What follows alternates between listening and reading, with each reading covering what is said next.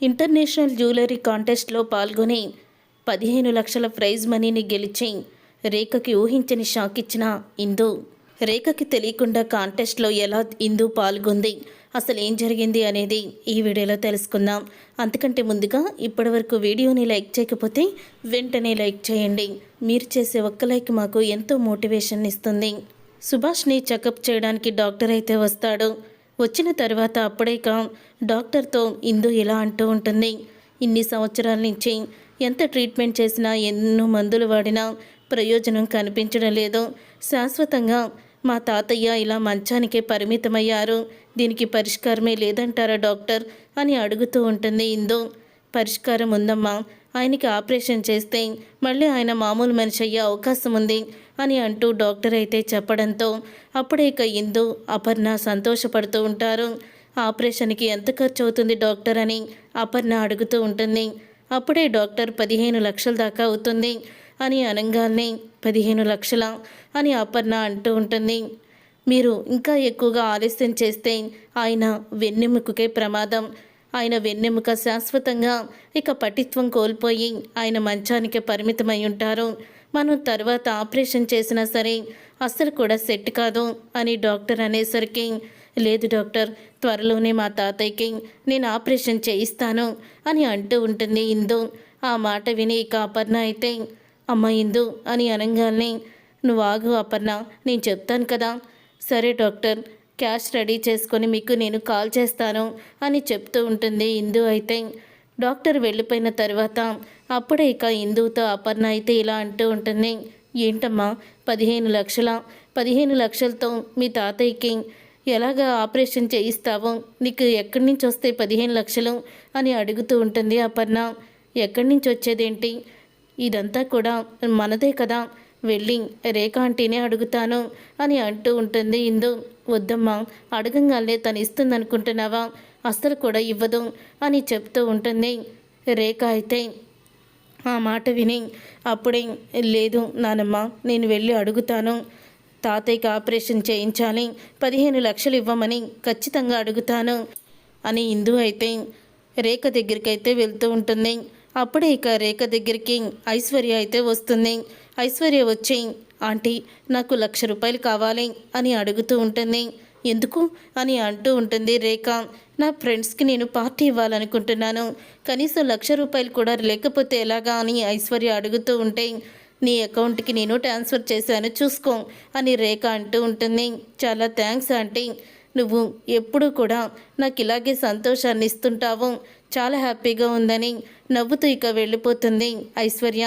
అలా వెళ్ళిపోయిన తర్వాత అప్పుడే భ్రమరాంబ అయితే, రేఖ నువ్వు ఈ ఐశ్వర్యకి చాలా గారాబం పెడుతున్నావు, అడిగినంత డబ్బులు ఇచ్చి చెడగొడుతున్నావు అని అంటూ ఉంటుంది భ్రమరాంబ. లేదు వదిన, ఐశ్వర్యని మా అన్నయ్య ఈ ఆస్తి మొత్తానికి కూడా యువరాణిని చెయ్యాలనుకున్నాడు. మా అన్నయ్యకి కూతురంటే చాలా ఇష్టం, దాన్ని మాత్రం నా దగ్గరే ఉంచుకొని ఆ రోజు వాళ్ళందరినీ కూడా చంపాలని ప్లాన్ చేశాము. అనుకోకుండా ఆ రోజు ఇలా జరిగింది. మా అన్నయ్య ఆశయాలను నిలబెట్టాలి, ఈ ఇంటికి ఐశ్వర్యనే నేను మహారాణిని చెయ్యాలి అని అంటూ ఉంటే, మరి నీ కొడుకు నేను చేస్తావు అని అడుగుతూ ఉంటుంది భ్రమరాంబ. నా కొడుకు గురించి నా ఆలోచనలు నాకు ఉన్నాయి వదినా అని చెప్తూ ఉంటుంది రేఖ. ఇంతలో ఇందు అయితే రేఖ దగ్గరికి వస్తుంది. రేఖ దగ్గరికి వచ్చి ఇక రేఖ దగ్గర కింద కూర్చొని, నాకు 15 లక్షలు కావాలంటే అని అడుగుతూ ఉంటుంది రేఖని. ఒక్కసారి రేఖ భ్రమరాంబ షాక్ అయిపోతూ, ఏంటి నీకు 15 లక్షలు కావాలా, ఏం మాట్లాడుతున్నావు నువ్వు అని అడుగుతూ ఉంటుంది రేఖ.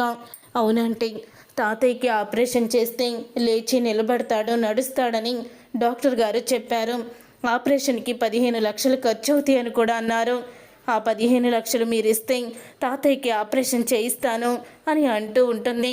చూడు, ఇప్పుడు ఆ ముసలోడికి ఆపరేషన్ చేయిస్తే ఎంత, చేయించకపోతే ఎంత, రేపో మాపో వాడు పోయేవాడే కదా అని అంటూ ఉంటుంది రేఖ. ఆంటీ అని అనగానే, ఏంటి నోరు లెగుస్తుంది, అయినా ఇప్పుడు నా దగ్గర 15 లక్షలు ఎక్కడి నుంచి వస్తాయి, మీ ఇంట్లో ఖర్చులకే నాకు సరిపోతున్నాయి, ఇంకా నేను అలా కష్టపడే గురించి నేను అలా సర్దుకుంటూ వస్తున్నాను అని అంటూ ఉంటుంది రేఖ. అయితే అది కాదంటే ప్లీజ్ ఆంటీ 15 లక్షలు ఇవ్వు అని అడుగుతూ ఉంటుంది ఇందు. అప్పుడే ఇక ఇందు అలా అడుగుతూ ఉంటే రేఖ, నీ కథ చెప్పేది అర్థం పద్ధం లేకుండా ఏంటి నువ్వు అర్థం చేసుకోకుండా డబ్బులు అడుగుతావు అని తిడుతుంది. అప్పుడే ఇంకా మా డబ్బుల్ని మాకివ్వడానికి ఎందుకంటే మీరు ఆలోచిస్తున్నారు అని అడుగుతూ ఉంటుంది. ఇక రేఖ ముందు ఇందు అయితే ఆ మాట విని ఒక్కసారి రేఖ షాక్ అయిపోతూ, ఏంటి నీ డబ్బు నేను ఇవ్వనందుకు నన్ను ఎదిరిస్తున్నావా? నా డబ్బు నాకివ్వవు ఎందుకు అని నువ్వు నన్ను నిలదీసేసే వరకు వచ్చావంటే నీకు భయం చెప్పాల్సిందే అని రేఖ అయితే ఇందుని కొట్టబోతూ ఉంటుంది. అలా ఇందుని కొట్టబోతూ ఉండగా అపర్ణ అయితే, చూడిందు అందుకే ఈ రేఖని నేను డబ్బులు అడగొద్దన్నాను, పద వెళ్దాం అని అంటూ ఉంటుంది అపర్ణ. కాదు నానమ్మ అది అని అంటూ ఉంటే, ఇది ఇవ్వదని తెలుసు, శవం మీద చిల్లర వేరుకునే రకాలు వీళ్ళమ్మ, దీని గురించి నాకెందుకు తెలీదు, పద లోపలికి అని ఇందుని లోపలికైతే తీసుకువెళ్ళిపోతుంది అపర్ణ.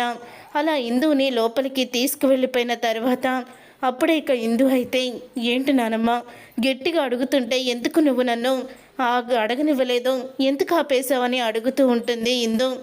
వద్దమ్మా, అది నిన్ను ఏదైనా చేయగలదు, కొన్ని రోజుల్లో ఆస్తి మన సొంతం అవుతుంది, ఎందుకంటే నీకు సైన్ పెట్టే అధికారం వస్తుంది, నువ్వు సంతకం పెడితేనే వాళ్ళు డబ్బులు తీసుకోవడం లావాదేవీలు జరిగే స్థితికి వస్తుంది, అప్పుడు చూసుకుందాం అని అంటూ ఉంటే, అది కాదు నానమ్మ అని అంటూ ఉంటుంది.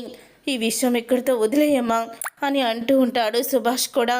అప్పుడే ఇక స్వాతి అయితే ఇందుని పక్కకైతే తీసుకువెళ్తుంది. పక్కకి తీసుకువెళ్ళి, అక్క నేను ఒక సలహా ఇస్తాను, ఆ సలహాతో నీకు 15 లక్షలు ఖచ్చితంగా వస్తాయక్క అని అంటూ ఉంటుంది. ఏంటి స్వాతి అది? ఏం లేదక్క, ఇంటర్నేషనల్ జ్యువెలరీ కాంపిటీషన్ అయితే జరుగుతుంది, దాంట్లో జ్యువెలరీ డిజైన్స్ గీసి ఆన్లైన్లోనే సబ్మిట్ చేయాలి, అలా ఒకవేళ నువ్వు గీసిన ఆ డిజైన్స్ నచ్చితే ఖచ్చితంగా నీకు 15 లక్షలు వస్తాయి అని అంటూ ఉంటుంది. స్వాతి ఆ మాట విని ఎంతో ఆనందపడుతూ ఉంటుంది. నువ్వు చాలా బాగా డిజైన్స్ గీస్తావక్క, అప్పుడప్పుడు నేను చూస్తాను కదా, కాబట్టి నువ్వు కూడా ఈ కాంపిటీషన్లో పాల్గొను, నువ్వు జ్యువెలరీ డిజైన్స్ గీయి, నేను ఆయా ఆన్లైన్లో నీ పేరు మీద సబ్మిట్ చేస్తాను, ఖచ్చితంగా నువ్వు గెలుస్తావక్క అని అంటూ ఉంటుంది. స్వాతి, నువ్వు నా జీవితంలో మర్చిపోలేని అన్నీ ఇస్తున్నావు, చదువు విషయంలో నాకు సహాయపడ్డావు, ఇప్పుడు తాతయ్య ఆపరేషన్కి కూడా నువ్వు సహాయపడుతున్నావు అని అంటూ ఉంటుంది. ఇందు, అది కాదక్క, మా అమ్మ కూడా ఆంటీతో చేరి మీకు ఎంతో ద్రోహం చేస్తుంది, కనీసం మా అమ్మ మీకు చేసిన ద్రోహానికి ఇంత కూడా సహాయం చేయకపోతే ఎలాగా అని అంటూ ఉంటుంది స్వాతి. శభాషమ్మ అని అంటూ ఉంటాడు వెనక నుంచి వచ్చి స్వాతి వాళ్ళ నాన్న, అంటే భ్రమరాంబ భర్త అయితే. నిజంగా నువ్వు చాలా గొప్పదానివమ్మా, నీకన్నీ కూడా నా బుద్ధిలే వచ్చినట్టున్నాయి, మీ అమ్మ బుద్ధి ఒక్కటి కూడా రాలేదు, అందుకే ఇంత మంచిగా ఆలోచిస్తున్నావు, ఇంకా ఆలోచిస్తావేంటమ్మా ఇందు? స్వాతి, నీకు అంత పెద్ద ఆఫర్ చెప్తే ఇంకా నువ్వు ఆలోచిస్తావేంటి? త్వరగా డిజైన్స్ గీయి, నేను కూడా నీకు సహాయపడతాను అని అంటూ ఉంటాడు శేషు అయితే. థ్యాంక్ యూ బాబాయ్, ఈ విషయం వెంటనే నానమ్మ తాతయ్యలకి చెప్పొస్తాను, డిజైన్స్ గీసేస్తాను స్వాతి అని అంటూ ఇందు అయితే అపర్ణ సుభాష్ దగ్గరికి వెళ్తుంది. అప్పుడే ఇక సుభాష్ అయితే, అపర్ణ, కొన్ని కోట్ల ఆస్తికి మన ఇందు వారసురాలు, కానీ 15 లక్షలు ఆ రేఖ ఇవ్వలేకపోతుంది, ఈ దౌర్భాగ్యం స్థితి ఎవ్వరికి కూడా రాకూడదు అని బాధపడుతూ ఉంటే, ఈ దౌర్భాగ్య స్థితి నుంచి మిమ్మల్ని నేను కాపాడుతాను తాతయ్య, నాకు మంచి అవకాశం వచ్చింది, ఆ 15 లక్షలు నేనే కష్టపడి సంపాదిస్తాను అని అంటూ ఉంటుంది. ఇందు, ఏంటమ్మా నువ్వు చెప్పేది? 15 లక్షలు నువ్వు కష్టపడి సంపాదించడం ఏంటి అని అడుగుతూ ఉంటుంది అపర్ణ అయితే. అవునానమ్మా, ఆ 15 లక్షలు నేనే సంపాదిస్తాను, నాకు ఒక మంచి అవకాశం వచ్చింది అని ఆన్లైన్లో జరుగుతున్న జ్యువెలరీ కాంపిటీషన్ గురించి అయితే చెప్తుంది. వద్దమ్మా, ఇక మా పరిస్థితులు ఇంతే, మాకు ఆ దేవుడు ఇలాగే రాసి పెట్టాడు, ఇప్పుడు నువ్వు గనక కాంపిటీషన్లో పాల్గొని 15 లక్షలు సంపాదించావని తెలిస్తే ఆ రేఖ నిన్ను మామూలుగా వదలదు. వద్దమ్మా, ఇంకింతే, మా దౌర్భాగ్యం ఇంతే, ఇలాగే పోతాము అని అంటూ ఉంటుంది అపర్ణ. అవునమ్మా, నేను ఇప్పుడు లేచి ఎవరిని ఉద్ధరించాలి అని అంటూ సుభాష్ కూడా బాధపడుతూ ఉంటాడు. అలా అనకండి తాతయ్య, నేను బ్రతికింది మీకోసమే. మా అమ్మ మీకేం అప్పచెప్పింది? నా బాధ్యత అప్పచెప్పింది కదా, మరి నా బాధ్యత పూర్తిగా మీరు నిర్వర్తించాలి కదా. మనం ముగ్గురమే మృత్యువుని ఎదిరించి బ్రతికామంటే ఈ రాక్షసిని అంతం చేయడానికి. అలాగే నందు కూడా ఎక్కడ ఉంటుంది, తను కూడా ఖచ్చితంగా మన దగ్గరికి వస్తుంది. నేను డిజైన్స్ గీస్తాను అని అంటూ ఉంటుంది. ఇందు అయితే అప్పుడే ఇందులో కావ్య అయితే కనపడుతుంది. మీ అమ్మ కూడా మీ నాన్నకి కంపెనీలో లాస్ వచ్చినప్పుడు రాత్రికి రాత్రి డిజైన్స్ గీసి కంపెనీకి అవార్డు తీసుకొచ్చి పెట్టిందమ్మా. నువ్వు కూడా ఈరోజు నాకు మీ అమ్మలో ఉన్న పట్టుదల, మీ అమ్మలాగే నాకు కనిపిస్తున్నావు అని అంటూ ఉంటుంది అపర్ణ అయితే. ఇక అపర్ణ అన్న మాటకి అప్పుడే ఇక సరే నానమ్మ, నేను అదే పనిలో ఉంటాను అని తను డిజైన్స్ అయితే మొత్తం కూడా గీసేస్తుంది. డిజైన్స్ రాత్రంతా కూర్చొని గీసిన తర్వాత అప్పుడే ఇక స్వాతికి వెళ్ళి చూపిస్తుంది. అక్క, నీకే ఫస్ట్ మనీ అయితే వచ్చేస్తుంది, ప్రైజ్ ఖచ్చితంగా వస్తుంది. నేను చెప్తున్నాను కదా, అసలు జ్యువెలరీ చూస్తుంటేనే చాలా అందంగా ఉంది. డిజైన్స్ అయితే ఇప్పుడే నేను సబ్మిట్ చేస్తాను అని మొత్తం జ్యువెలరీ అన్నీ కూడా ఆ కంపెనీకి అయితే సబ్మిట్ చేస్తుంది. అలా సబ్మిట్ చేసిన తర్వాత రేపొద్దున్న మెయిల్ వస్తుందక్క, చూద్దాం ఈ కాంపిటీషన్లో నువ్వు కూడా పాల్గొంటావు అని ఖచ్చితంగా మెయిల్ వస్తుంది అని చెప్తారు. అంటే ఈ కాంపిటీషన్లో నువ్వు గీసిన డిజైన్స్ కూడా పోటీగా ఉన్నాయనే మెయిల్ వస్తుంది అని అంటూ ఉంటుంది. ఉదయం అవుతుంది. ఇక ఆ మెయిల్ వచ్చిందా అని స్వాతిని చాలాసార్లు అడుగుతుంది ఇందు అయితే. ఇక ఇంతలో మెయిల్ అయితే వస్తుంది. డిజైన్స్ అన్నీ కూడా వాళ్ళు తీసుకున్నట్టు కాంపిటీషన్లో పెట్టినట్టు మొత్తం కూడా ఆ మెయిల్ అయితే వస్తుంది. అలా మెయిల్ వచ్చిన తర్వాత సాయంత్రం అసలు మీకు అవార్డు వచ్చిందో, ప్రైజ్ మనీ వచ్చిందో లేదో చెప్తారు అని అనడంతో అప్పుడే ఇక ఎదురు చూస్తూ ఉంటుంది ఇందు అయితే. ఇక ఇందు అలా కంగారుగా ఉండడం చూసిన రేఖ అయితే, ఏంటి పొద్దున్నుంచి తెగ హడావుడిగా ఉన్నావు అని అడుగుతూ ఉంటుంది. ఏం లేదంటే ఇంట్లో పని కదా, ఏం చెయ్యాలా, ఎవరికి ఏం వండి పెట్టాలా అని చూస్తున్నాను అని అంటూ ఉంటుంది ఇందు. సరే అదే ఆలోచించు, వేరేది కూడా ఆలోచించుకో, నీకే మంచిది కాదు అని అంటూ ఉంటుంది రేఖ. అప్పుడే ఇక స్వాతి అయితే పరిగెత్తుకుంటూ వస్తుంది. స్వాతి పరిగెత్తుకుంటూ రావడం చూసి రేఖ అయితే, ఏమైంది నీకు, ఎందుకు అలా పరిగెత్తుకుంటూ వస్తున్నావు అని అడుగుతూ ఉంటుంది రేఖ స్వాతిని. ఏం లేదా అంటే, ఏం లేదు, ఇదిగో దీన్ని నేను నా రూమ్ క్లీన్ చేయమని చెప్పాను, క్లీన్ చేయకుండా ఇక్కడికి వచ్చి వంట చేస్తుంది, రావే నా రూమ్ క్లీన్ చేయ ముందు అని అడుగుతూ ఉంటుంది. ఇక స్వాతి అయితే, దానికి అలాగే పని చెప్పాలి, వెళ్ళి స్వాతి రూమ్ క్లీన్ చేయి అని అంటూ ఉంటుంది రేఖ. సరే ఆంటీ అని ఇందు అయితే రేఖ రూమ్లోకి వెళ్తుంది. అక్క, నీ డిజైన్స్కి ఫస్ట్ ప్రైజ్ వచ్చిందక్క, 15 లక్షలు నువ్వు గెలిచేశావు అని అంటూ ఉంటుంది స్వాతి ఎంతో ఆనందపడుతూ. ఇక ఇందు ఆనందానికి హద్దు ఉండదు. ఇక ఇందు అయితే అపర్ణ సుభాష్ల దగ్గరికి అయితే వెళ్తుంది. అపర్ణ సుభాష్ల దగ్గరికి వెళ్ళి ఈ గుడ్ న్యూస్ని అయితే షేర్ చేస్తుంది. అప్పుడు ఇక అది విని అపర్ణ అయితే ఎంతో ఆనందపడుతూ, నాకు తెలుసమ్మా నీ పట్టుదల నిన్ను గెలిపిస్తుందని నేను అనుకున్నాను అని అంటూ ఉంటుంది అపర్ణ. అలా అనుకున్న తర్వాత అప్పుడే ఇక అంటూ ఉంటుంది ఇందు అయితే, ఈ ప్రైజ్ మనీకి రేపే వెళ్ళాలి, మళ్ళీ బయటికి వెళ్తానంటే రేఖ ఆంటీ పంపించదు, ఏం చెయ్యాలో తెలియడం లేదు అని అనుకుంటూ ఉంటుంది ఇక ఇందు అయితే. అప్పుడు ఇక శేషు అయితే, నువ్వు చక్కగా వెళ్ళొచ్చమ్మా, రేపు నీకెవ్వరూ అడ్డు చెప్పరు అని అనగానే, ఏంటి బాబాయ్ మీరు చెప్పేది? అవునమ్మా, రేపు ఈ రాక్షసులందరూ ఏదో ఫంక్షన్ ఉందని ఊరికి వెళ్తున్నారు, రాత్రయ్యే వరకు రారు, నీకు ఎటువంటి గొడవ ఉండదు, నువ్వు వెళ్ళి చక్కగా కాంపిటీషన్లో పాల్గొనవచ్చు, ప్రైజ్ మనీ తీసుకురావచ్చు అని అంటూ ఉంటాడు. ఇక శేషు అయితే, థ్యాంక్స్ బాబాయ్, నాకు గుడ్ న్యూస్ చెప్పావు అని ఇందు అంటూ ఉంటుంది. తర్వాత ఇక అనుకున్నట్టే అందరూ కూడా ఇక బయటకైతే వెళ్ళిపోతారు. అలా వెళ్ళిపోయిన తర్వాత ఇక ఇందు అయితే ప్రైజ్ మనీని తీసుకోవడానికి అక్కడికైతే వెళ్తుంది. అలాగే స్వాతిని కూడా తీసుకువెళ్తుంది. అలా స్వాతిని తీసుకువెళ్ళి ప్రైజ్ మనీ తీసుకునేటప్పుడు ఇక వాళ్ళతో అయితే మాట్లాడుతూ ఉంటుంది. ఇందు, ఈ మనీ నాకు ఎంతో అవసరం సార్, ఈ మనీని ఫలానా డాక్టర్ అకౌంట్లో వేస్తారా అని అడుగుతూ ఉంటుంది ఇందు. అప్పుడే ఇక అలా అనేసరికి సరేనని వాళ్ళు కూడా ఒప్పుకుంటారు. ఇక డాక్టర్కి ఫోన్ చేసి డాక్టర్కి అయితే ఇక జరిగిందంతా కూడా చెప్తుంది. సార్, ఇలాగ మీ అకౌంట్కి నేను డబ్బులు వేయిస్తున్నాను, దయచేసి నేను చెప్పినట్టు మా ఇంటికి వచ్చి మా ఆంటీతో చెప్పండి అని అంటూ ఉంటుంది. ఇందు అయితే సరేనమ్మా, నీ కష్టానికి ఫలితం దక్కేలా చేస్తాను, నా వంతు కృషి నేను చేస్తాను అని డాక్టర్ కూడా ఇక ఇందుకి సహాయపడతాడు. అలా సహాయపడిన తర్వాత డాక్టర్ అకౌంట్లోకి తనకు వచ్చిన ప్రైజ్ మనీ 15 లక్షలు అయితే ఇక డైరెక్ట్గా డాక్టర్కి వేయించేస్తుంది ఇందు. అలా వేయించిన తర్వాత ఇంకా ఇంటికి వచ్చి జరిగిందంతా అపర్ణతో చెప్తుంది. మరి దీనికి మీ ఆంటీ అడుగుతుంది కదే అని అంటూ ఉంటే, ఆంటీ అడిగినా సరే అనుమానం రాకుండా డాక్టర్ గారిని ఇలా చెప్పమన్నాను, మా హాస్పిటల్లో సంవత్సరం కూడా ఒక పేషెంట్కి ఫ్రీగా ఆపరేషన్ జరిపిస్తామని, ఈసారి సుభాష్ గారికి ఆ ఛాన్స్ వచ్చిందని, ఫ్రీగా మేము ఆపరేషన్ చేస్తాము అని ఆ డాక్టర్ వచ్చి చెప్తారు అని అంటూ ఉంటుంది. నిజంగా నువ్వు చాలా తెలివైందానివమ్మా, మీ అమ్మకున్న తెలివితేటలు నీకున్నాయి అని అపర్ణ పొగుడుతూ ఉంటుంది. ఇప్పుడు డాక్టర్ వస్తారా నానమ్మ, వచ్చి ఆంటీకి చెప్తారు, తర్వాత ఆంటీ రియాక్షన్ ఎలా ఉంటుందో చూడాలి అని అంటూ ఉంటుంది ఇందు. అప్పుడు ఇక డాక్టర్ అయితే వస్తాడు.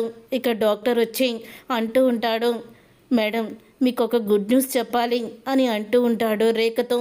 గుడ్ న్యూసా, ఏంటది అని అడుగుతూ ఉంటుంది అపర్ణ. ఏం లేదు మేడం, సుభాష్ గారి ఆపరేషన్కి 15 లక్షలు ఖర్చు అవుతాయని చెప్పాను, ఆ తర్వాత ఫ్రీగా చేయరా అని వాళ్ళ వైఫ్ అయితే అడిగారు అపర్ణాదేవి గారు. అప్పుడే నేను సంవత్సరం ఆ హాస్పిటల్ తరపున ఒక ట్రస్ట్ ఉంటుంది, ఆ ట్రస్ట్ ఒకరికి ఆపరేషన్ అయితే చేయిస్తారు, దానికి ఎంత ఖర్చు అయినా భరిస్తారు. ఈసారి సుభాష్ గారి పేరైతే మేము డ్రాలో తీసాము, సుభాష్ గారికి ఆపరేషన్ చేయించడానికి సరిపడా మనీ అంతా కూడా మేమే ఇస్తాము, ఆయన ఒక్క రూపాయి కూడా చెల్లించాల్సిన అవసరం లేదు అని అంటూ ఉంటాడు డాక్టర్ అయితే. ఆ మాట విని రేఖ షాక్ అయిపోతూ ఉంటుంది. కాబట్టి 2 రోజుల్లో ఆయన్ని హాస్పిటల్లో అడ్మిట్ చేయండి, ఆయనకి ఆపరేషన్ అయితే చేస్తాము అని అనడంతో, డాక్టర్ నిజంగా మీరు చాలా మంచివారు డాక్టర్, మా తాతయ్యకి ఫ్రీగా ఆపరేషన్ చేస్తున్నారు, మీ రుణం ఎలా తీర్చుకోవాలో కూడా తెలియడం లేదు నానమ్మ, నువ్వు కూడా ఆయనకి థ్యాంక్స్ చెప్పు నానమ్మ అని అంటూ ఉంటుంది ఇందు. చాలా థ్యాంక్స్ అని అంటూ ఉంటుంది అపర్ణ కూడా. అప్పుడే డాక్టర్ అయితే ఇదంతా నాదే ఉందమ్మా, వెనక నుంచి వాళ్ళు ఇస్తున్నారు, మేము చేస్తున్నాము అని అంటూ ఉంటాడు డాక్టర్ అయితే. రేఖ అయితే డాక్టర్ చెప్పిన మాటలకి షాక్ అయిపోతూ ఉంటుంది. ఒకవేళ ఆపరేషన్ వద్దు, ఏమీ వద్దు అంటే అసలే ఆ డాక్టర్ పెద్ద డాక్టర్, ఒకవేళ అందరికీ ఆ విషయం చెప్పేస్తే మళ్ళీ జనానికి అనుమానం వస్తుందేమని భయంతో రేఖ అయితే ఆ డాక్టర్తో సరే చేయించేద్దామని చెప్తుంది తప్ప ఇకేమీ మాట్లాడదు. తర్వాత డాక్టర్ వెళ్ళిపోయాక, నానమ్మ నాకు చాలా హ్యాపీగా ఉంది, ఆ భగవంతుడే మనకి దారి చూపించాడు అని ఇక కావ్య ఇందు అయితే తను హ్యాపీగా ఫీల్ అవుతూ ఉంటుంది. ఇంతలో రేఖకి అనుమానం అయితే మొదలవుతుంది.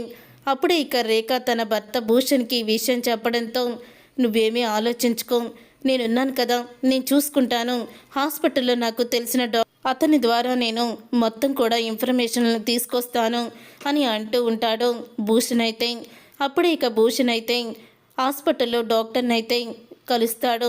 కలిసిన తర్వాత అప్పుడే ఇక డాక్టర్ అయితే నిజాన్ని బయట పెడతాడు. ఈ విషయం నేను కూడా విన్నాను, ఆ ఆపరేషన్ చేయిస్తుంది మా హాస్పిటల్ తరపున కాదు, అసలు అలాంటివి మా హాస్పిటల్లో ఏమీ కూడా లేవు, అతనికి హాస్పిటల్కి బిల్లు మొత్తం వాళ్ళ మనవరాలే కట్టింది, తను 15 లక్షలు డైరెక్ట్గా డాక్టర్ అకౌంట్లోకి వేసి కట్టింది అని చెప్పి అనడంతో ఒకేసారి షాక్ అయిపోతూ ఉంటాడు భూషణ్ అయితే. ఇక భూషణ్ షాక్ అయిపోతూ ఇక వెంటనే రేఖ దగ్గరికి అయితే వస్తాడు. రేఖ దగ్గరికి వచ్చి భూషణ్ ఇలా అంటూ ఉంటాడు, నువ్వు అనుకున్నదే నిజం, ఆ డాక్టర్ మనతో అబద్ధం చెప్పాడు, ఆ 15 లక్షలు డాక్టర్ ఫ్రీగా ఇచ్చి సుభాష్కి ఆపరేషన్ చేయించడం లేదు, ఆ డాక్టర్కి మనీ తన అకౌంట్లో కొట్టింది ఎవరూ కాదు ఇందునే అని అనగానే ఒక్కసారే షాక్ అయిపోతూ ఉంటాడు ఉంటుంది రేఖ. షాక్ అయిపోతూ అంత డబ్బు దానికి ఎక్కడి నుంచి వచ్చింది అని అడుగుతూ ఉంటుంది. తను జ్యువెలరీ డిజైన్స్ గీసి ఆన్లైన్లో కాంపిటీషన్లో పాల్గొని ఫస్ట్ ప్రైజ్ మనీ కింద 15 లక్షలు గెలుచుకుంది. నువ్వు ఇందుని తక్కువ అంచనా వేస్తున్నావు, తను చాలా తెలివైంది అని భూషణ్ అయితే అంటూ ఉంటాడు. ఆ మాట విని రేఖ షాక్ అయిపోతూ ఉంటుంది. చూసారుగా ఫ్రెండ్స్, రాబోయే కథలో ఖచ్చితంగా ఇలాగే జరగబోతుంది. మరి ఇలాగే జరగాలని మీరైతే కోరుకుంటున్నారా? మరి నిజం తెలుసుకున్న రేఖ ఇప్పుడు ఏం చేయబోతుంది? ఈ ఆపరేషన్ జరగనిస్తుందా లేదా అనేది రాబోయే కథలో తెలుసుకుందాం. ఇప్పుడు ఇందు రేఖని ఎదిరించాలని అనుకునే వాళ్ళు వీడియోని తప్పకుండా లైక్ చేయండి. మీ లైక్ మాకు ఎంతో సపోర్ట్ని ఇస్తుంది.